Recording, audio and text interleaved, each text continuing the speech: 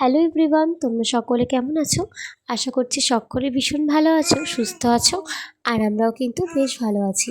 আর আমার নতুন আরও একটা ব্লগে তোমাদের অনেক অনেক ওয়েলকাম। দিনটা ছিল কিন্তু অষ্টমীর দিন। তো আমরা রাত্রিবেলা একটু ঘুরতে বেরিয়েছিলাম। সেরকম তো কোথাও ঘুরতে বেরোইনি, বাড়ির কাছাকাছি কয়েকটা ঠাকুরে দেখেছিলাম। তখন বাজে তাও 11:30 মতন বাজে যখন ঘুরতে বেরিয়েছিলাম আমরা। তো ছেলেকে ঘুম পাড়িয়ে দিয়েছিলাম, ছেলেকে ঘুম পাড়িয়ে দিয়ে রেডি হয়ে তারপর কিন্তু ঘুরতে বেরিয়েছিলাম। আমার ছেলে যেহেতু কারোর কাছে একদম থাকতে চায় না, তো সেই জন্য এই টাইমটা চুজ করা। ও ঘুমিয়ে পড়বে আর আমরা ঘুরে চলে আসবো। ও কিন্তু দেখতেও পাবে না আর কান্নাকাটিও করবে না। আমরা তো দূরে কোথাও ঠাকুর দেখতে যাইনি, বাড়ির আশেপাশের ঠাকুরগুলো দেখছিলাম।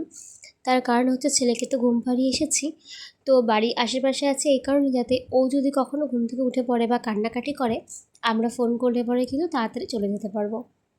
আর আমাদের বাড়ির কাছে ঠাকুরগুলো কিন্তু খুব সুন্দর হয়েছে। সবকটা ঠাকুরের ভিডিওই কিন্তু এই ব্লগে আছে, তোমরা দেখলেই বুঝতে পারবে ঠাকুরগুলো কত সুন্দর হয়েছে। আর প্যান্ডেলগুলোও কিন্তু ভীষণ সুন্দর হয়েছে। তো দেখো, এই যে একটা প্যান্ডেলে চলে আসলাম, এই ভেতরটা পুরো নীল, কিচ্ছু বোঝা যাচ্ছিল না। দেখো আমাদেরকে পুরো ভূতের মতন লাগছিল। আর ঠাকুরটা দেখো কত সুন্দর হয়েছে, পুরো ইউনিক, এরকম ঠাকুর ফার্স্ট টাইম দেখলাম। আর তারপর চলে এলাম আরেকটা ঠাকুর দেখতে। এই ঠাকুরটাও দেখো কত সুন্দর হয়েছে। এই ঠাকুরটা কিন্তু ভীষণ ভালো হয়েছে, মানে সবাই বলছিল খুব সুন্দর হয়েছে ঠাকুরটা। আর এটা হচ্ছে প্যান্ডেলের বাইরেটা, দেখো প্যান্ডেলের বাইরেটাও কত সুন্দর করেছিল। তারপর চলে যাচ্ছিলাম আমরা আরেকটা প্যান্ডেল দেখতে। আমরা যে কটা ঠাকুর দেখেছি সব কটাই কিন্তু আমাদের এই বাজারের মধ্যেই, সব কটা ঠাকুর কিন্তু ভীষণ সুন্দর হয়েছিল। তো এই প্যান্ডেলটা দেখো কতটা সুন্দর। এখন যাচ্ছি ভেতরে, আর এই ভেতরের ঠাকুরটাও কিন্তু ভীষণ সুন্দর। তোমরা সামনাসামনি একবার দেখলেই বুঝতে পারবে। দেখো আমি ক্লোজভাবে গিয়ে ভিডিও করছিলাম, ঠাকুরটাকে কত সুন্দর লাগছিল।